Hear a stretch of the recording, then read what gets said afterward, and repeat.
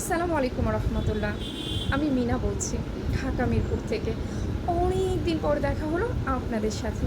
জানি তো আজকে আমি একটা ম্যাজিক নিয়ে আসছি, একটা মহা মহা মহা মূল্যবান ওষুধ, যাকে বলা হয় মহা ওষুধ হিসাবে যিনি জায়গা পেয়ে গেছেন। তার নাম হচ্ছে গোল্ডেন ওয়াটার, যেটা দেখতে সোনার মতো, আবার অনেকে বলে তরল সোনা। বলেন তো কি?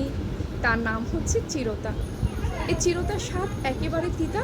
এটা একটা ভেষজ উদ্ভিদ, কিন্তু তিতো হলে কি হয়েছে, এই যে বডিতে কাজ করে সোনার মতো করে, বডিটাকে এত বেশি প্রশান্তি দেয় যে আপনি এটার লাভার হয়ে যাবেন।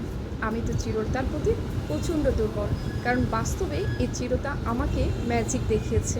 জানেন তো, চিরতা স্কিন ডিজিজের ক্ষেত্রে, চুলকানি, র্যাশ, ব্রণ এবং হজম শক্তির ক্ষেত্রে, ডায়াবেটিসের ক্ষেত্রে, লিভারের প্রবলেম, কোষ্ঠকাঠিন্যর প্রবলেম, জন্ডিসের ক্ষেত্রে, এমনকি চুল পড়ার ক্ষেত্রে মারাত্মক উপকার করে থাকে।